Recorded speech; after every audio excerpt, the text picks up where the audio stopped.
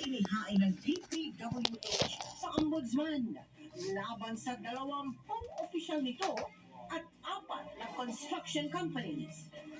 Dating Assistant Engineer Bryce Hernandez naghain ng writ of amparo petition dahil sa anay banta sa kanyang buhay kasunod ng mga isiniwalat niya sa Kamara. Nahuli kang napagpunta sa Senado nang kinatawa ng isang construction company para ipadala ang kickback sa isang senador. Iimbestigahan ng Blue Ribbon Committee. Exclusive. Mga pagmamayari ng pulis, binasag at ninakawan. Pati service firearm ng pulis, tinangay. Sa Palawan, dapat isa pang grupo ng mga Pilipino ipupuslit sa Cambodia para gawing scammer. Nasagip. At Chris Bernal, aminadong may kaba sa kanyang pagbabalik full-time sa showbiz. May pasilip pa sa ipinapagawang bahay na anyay. Pinaghirapan nila. Live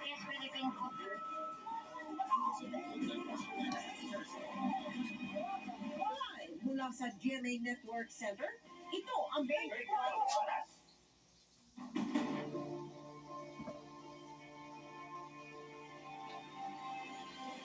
Magandang gabi po. Luzon, Visayas at Mindanao.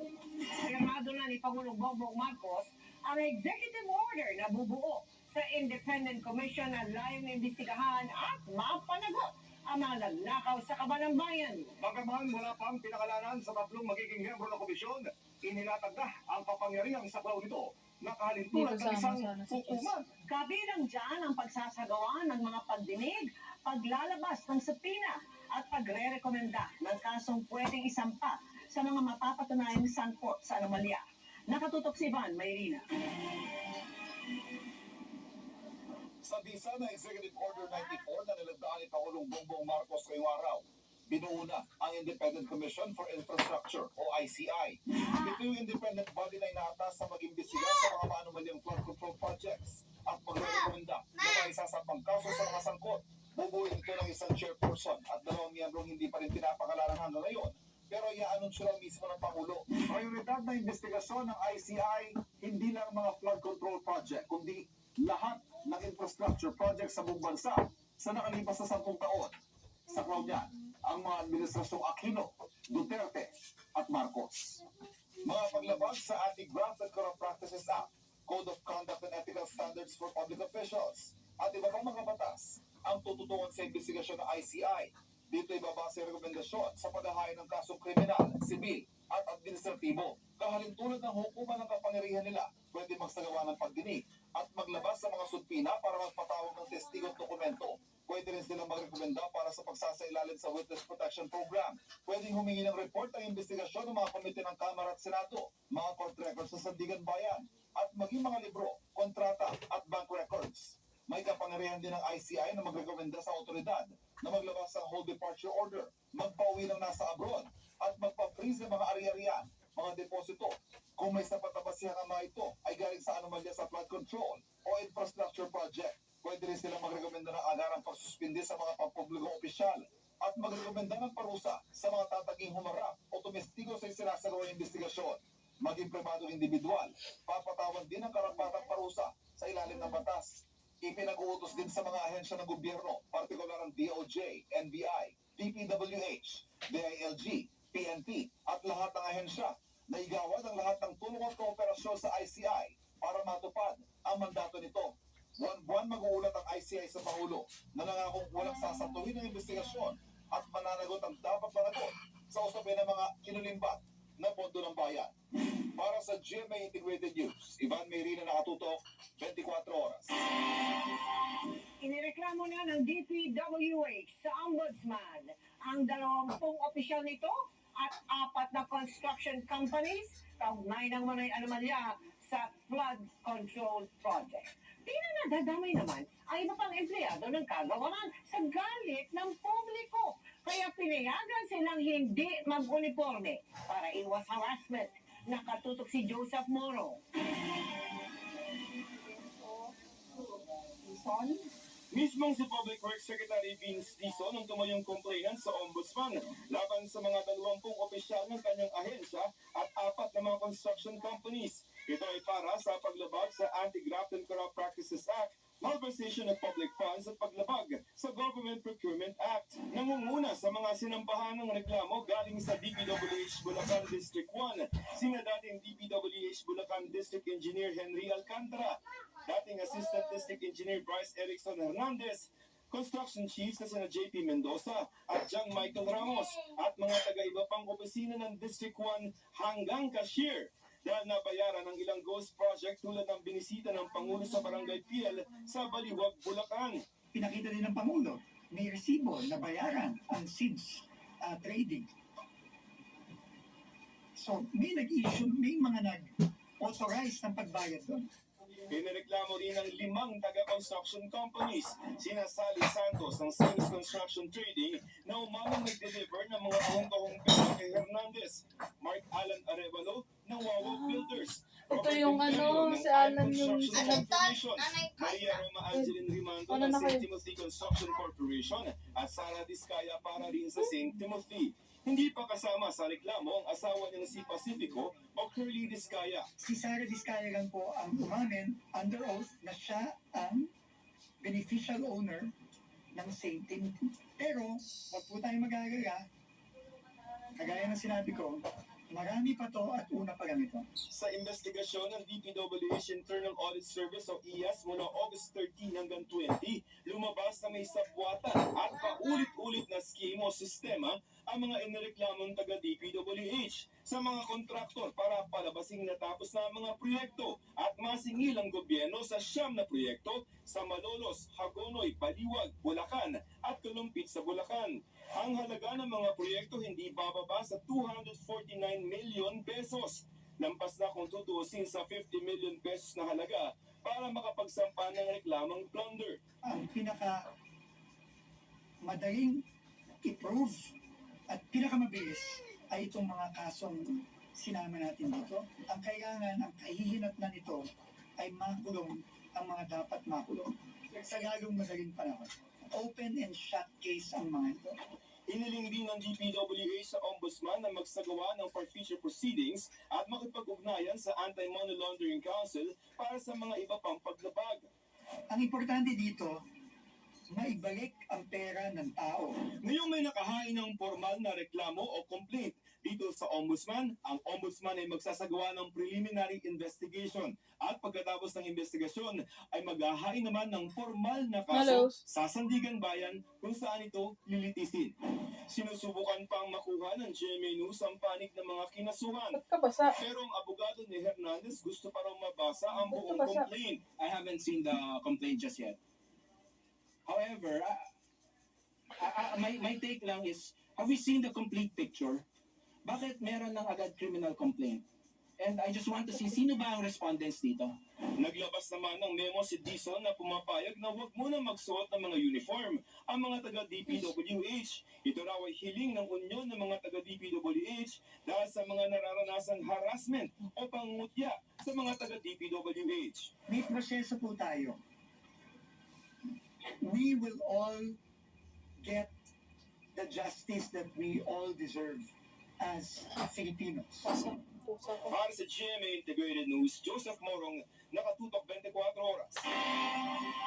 Matapos magdawit ng ilang senador sa katiwalian, hiniling ni dating DPWH Engineer Bryce Hernandez na mabigyan siya ng proteksyon at mailipat sa PNP Custodial Center.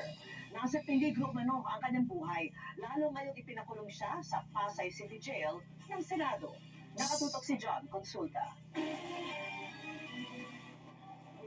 Tatlong hiling ang nakapaloob sa 10 pahinang Rita Amparo Petition na inihain ng mga abogado ni DPWH Engineer Bryce Hernandez sa Pasay Regional Trial Court. Una, mabigyan si Hernandez ng Witness Protection Order. Ikalawa, mailagay siya sa Witness Protection Program ng DOJ.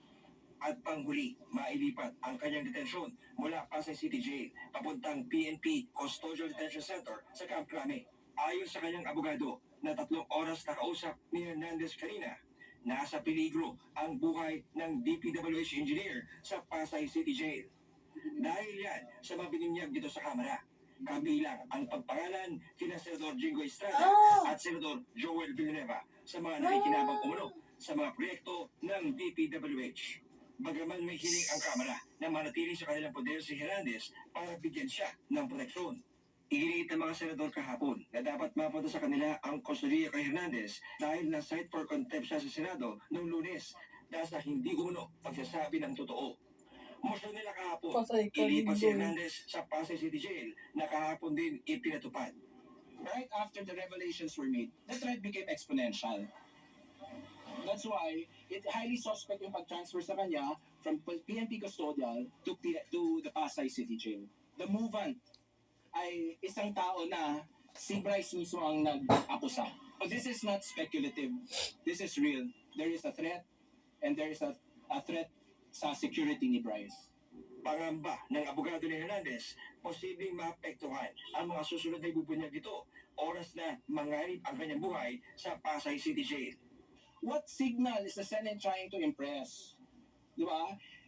Here is my client courageously divulging details, and yet he was brought to Pasay City Jail.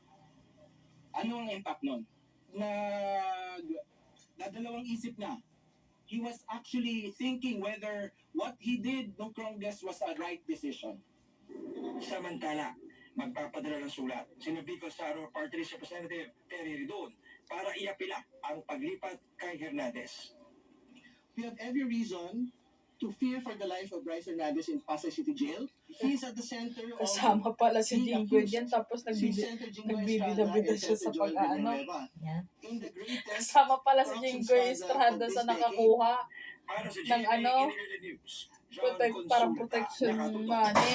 24 oras. Tapos malaan mo. Nagtakas sa mga otoridad ang lalaking nambasag sa van Tapos ng isang pulis sa pastisuna Pasig. sino Bukod nga sa mga gamit, nagtatanong kay Sara Vizcaya nung nakaraan ng ibinenta hearing. online sa mababang halaga. Narito ang eksklusibong patuloy.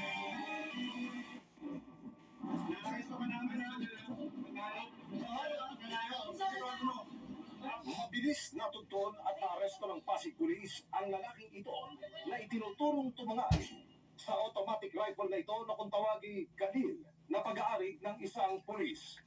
Ayon sa Pasig Police, dinistrungka ng suspect ang likurang bintana ng nakaparadang passenger van ng biktima sa barangay Bagong Ilog. Saka inabot lahat ng personal na gamit na nasa upuan, pati ang service rifle na inisyu ng PNP sa pulis.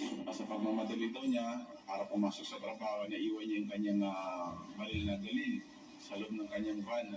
Dito unang nakuna ng CCTV ang suspect.